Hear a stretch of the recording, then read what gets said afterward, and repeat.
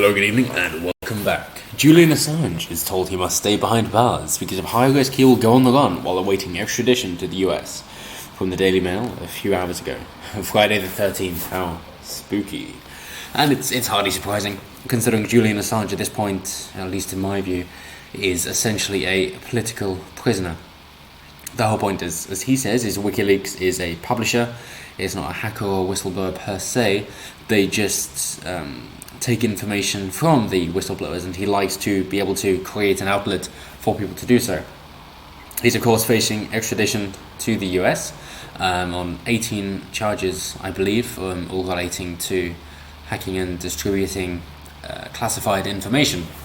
I'm hoping, as I still do have at least some faith in Donald Trump, that the idea is for America to come down hard so that the UK will relinquish control of the Australian gentleman, and then once he's in the US, Donald Trump will pardon him. The same should of course be done for Edward Snowden. If that's done while Edward Snowden is in Russia, then that probably won't go down so well with the Russians, in which case he would need some way in order to get him to the UK. However, if he does that before the precedent is set with Julian Assange, it's feasible, but perhaps if Julian Assange is then sent out to the US at the end of his 50-week sentence, which is almost halfway through, then Edward Snowden might be able to be moved to the US as well, in which case at that point Donald Trump could pardon the both of them. I think that should be the case.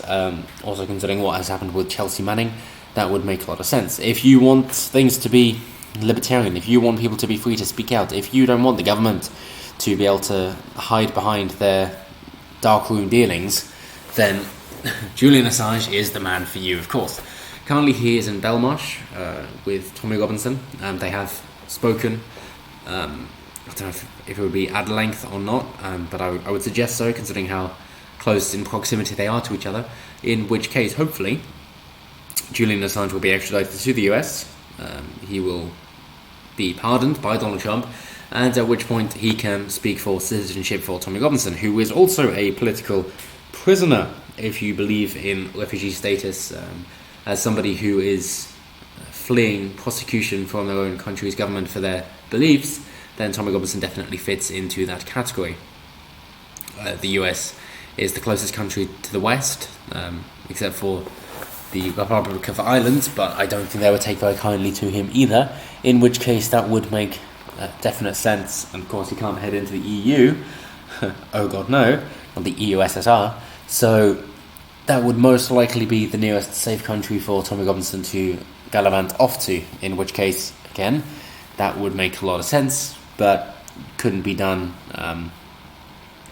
until he's allowed out of prison. However, given that of course he has travelled to US using somebody else's passport, it's unlikely that that would be feasible. But let's read on. Assange is in jail for skipping bail to hide out in the Ecuadorian embassy for 7 years. He was due to be released later this month after he'd served half of a 50-week term, but a court has ruled he should not be freed because he might run away again, and I wouldn't blame him. But as I say, I don't think Trump and America, depending on how well, of course, Trump can drain the swamp, if once you get in you can't change anything because it's all set out before you, then of course there's nothing Trump can do, in which case he hasn't done as much as you would have hoped that he could have done. Or he's just trying to be more moderate to get a second term in, in which case you can do whatever you want because you know you're not getting a third term. That depends, of course, if the Republicans reclaim if they then have full control over the House and the Senate as well, seeing as they did lose majority in the midterms. But let's read on. Julian Assange will not get out of prison halfway through his sentence like most criminals because the courts don't trust him not to run away again ahead of his planned extradition to the US. The WikiLeaks founder was due to be released from London's HMP Belmarsh a week on Sunday, September 22nd, having served half of the 50-week term he was given for skipping bail. Westminster Magistrates Court today ruled there was too great a chance he would go on the run and he must remain behind bars. There is likely to be a legal battle between Assange's lawyers and the US authorities before the extradition case is settled. The court case should start next month. Julian Assange seems to have become a bit of a crazy old man. However, similarly with himself and Donald Trump, and now also with PewDiePie, All being said that, they're actually playing 4D chess, he might be trying to do a similar thing. If you go down the insanity route, then you will get greater leniency. At that point, once you're free, you can of course break out back to the realm of normality and sanity.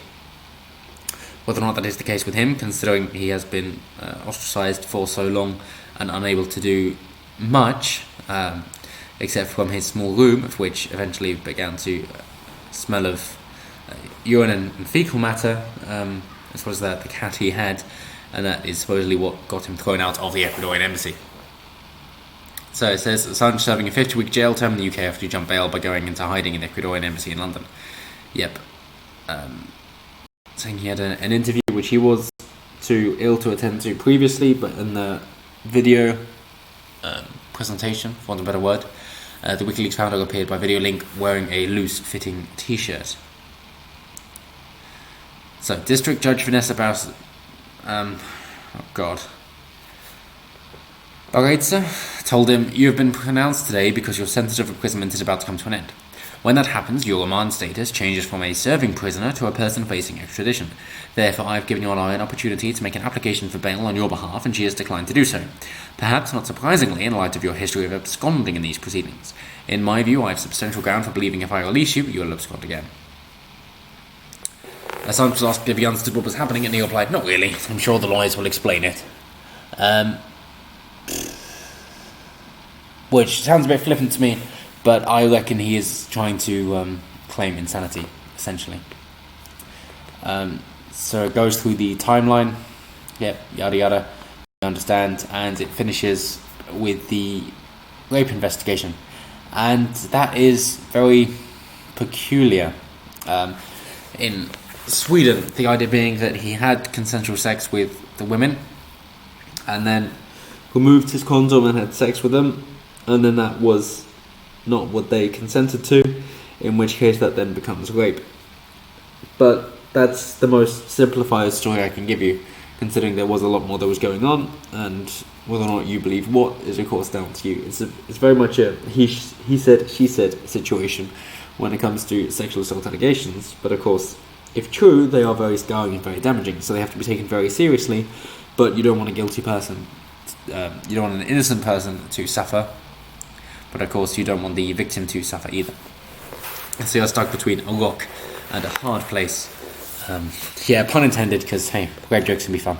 So anyway, let me know what you guys think below. I'm always intrigued to hear what you guys have to say. Do you think that the US is trying to play a game here in order to get Assange moved to the US as soon as possible, at which point Trump will pardon him? Or do you think they'll try and hold out a bit longer in order to get Snowden out to the US as well, and then Trump can pardon him as well? By all accounts, Trump is set on for a second term, considering Joe Biden, their front runner, recently his eye bled on stage, and hey, that's not good for optics. Anyway, thank you guys so much for watching, and I will see you next time. Have a good one.